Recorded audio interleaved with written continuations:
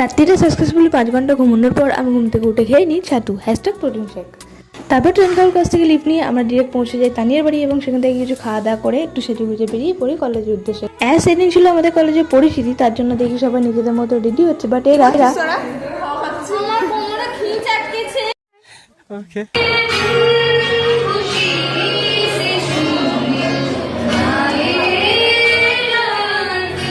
পরে একটা একটা করে পারফরমেন্স কমপ্লিট হওয়ার পর পালা আসে আমাদের নৃত্য প্রদর্শন করার।